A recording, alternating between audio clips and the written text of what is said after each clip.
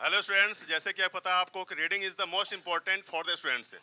क्योंकि रीडिंग हिंदी हो या इंग्लिश हो, ये सभी को आनी चाहिए। रीडिंग जरूरी है। जैसे कि आप सब रीडिंग करते हो बुक, लेकिन क्या होता है ना कि वो रीडिंग में जो प्रोसेस चाहिए या जो आप लोग नहीं करते, क्योंकि घर पे आप रीडिंग करते ही नहीं, सिर्फ खेलने में बस उमंग में ही यूं ही रहते हैं।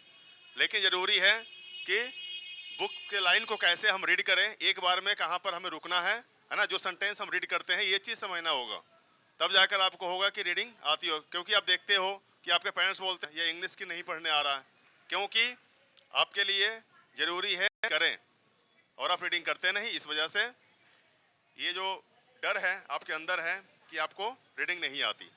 सो you have to read clearly all the lines of the English books and Hindi books. ठीक है ना, क्योंकि ज़रूरी है कि जो भी लाइन हम पढ़ रहे हैं तो उसमें कॉमा भी होता है, फुल स्टॉप भी होता है, हिंदी में पूर्ण विराम है। ठीक है ना, तो इन सब को हमें ध्यान देना होता है और उस जगह पर हमें कब थोड़ा सा रुकना है और कब पूर्ण रूप में रुकना है।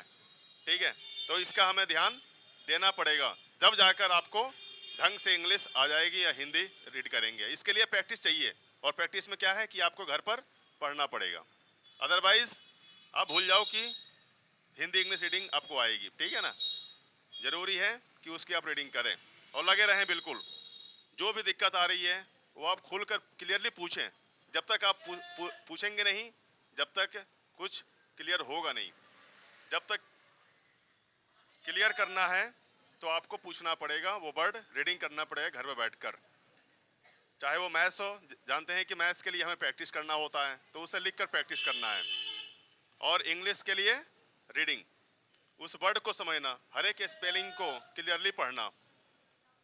तो क्लियरली पढ़ने के लिए ज़रूरी है कि उसके लिए टाइम देना, और टाइम कम से कम 1 घंटे 1.5 घंटे दो, जिसका इंग्लिश बिल्कुल कमज़ोर है। इसके लिए आपको टाइम देना ही होगा, है ना। जब तक आप टाइम नहीं देंगे, जब तक आपको क्लियर नहीं होगा कि आपका स्पेलिंग क्या है, क्योंकि स्पेलिंग आप कुछ भी होता है गलत पढ़ के चले जाते हो।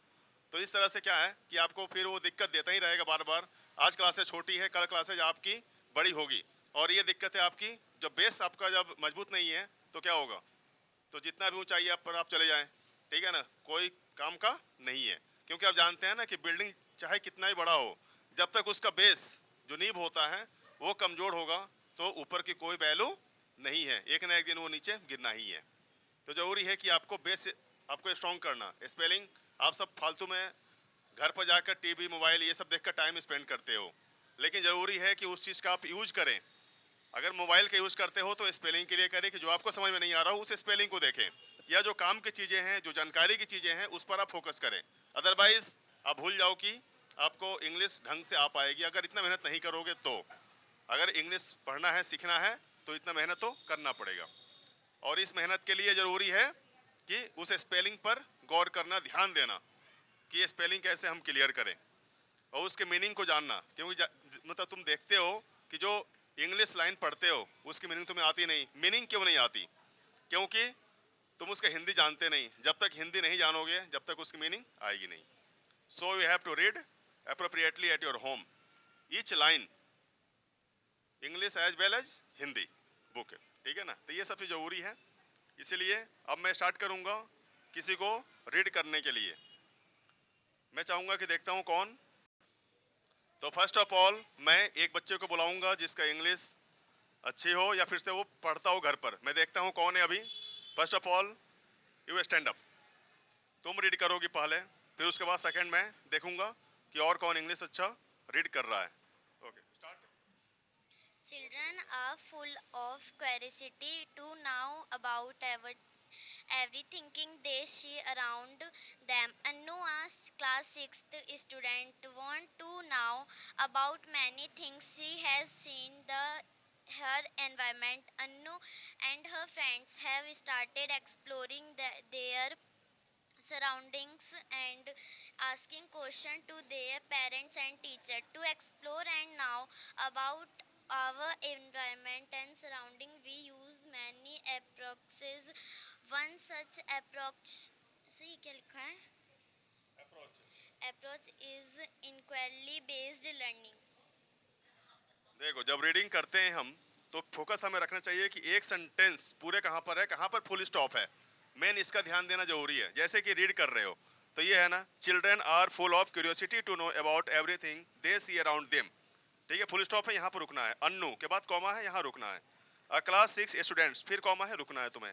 Once to know about many things she has seen in her environment, full stop है, यहाँ रुकना है। फिर है Annu and her friends have started exploring their surroundings and asking questions to their parents and teachers, full stop है, रुकना है।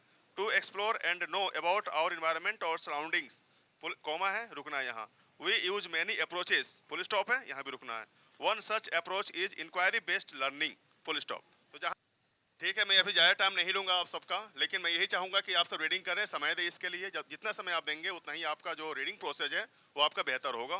तो यही मैं उम्मीद करूँगा कि आप सब जो है सो इसे रीड करेंगे, हिंदी हो चाहे इंग्लिश हो, उस वर्ड को, स्पेलिंग को क्लियर करेंगे, उसकी हिंदी जानेंगे, तब जाकर आपका सेंटेंस बिल्कुल प्रॉपर्ली क्लियर हो पाएगा। थैंक यू, यही मैं उम्मीद करता हूँ।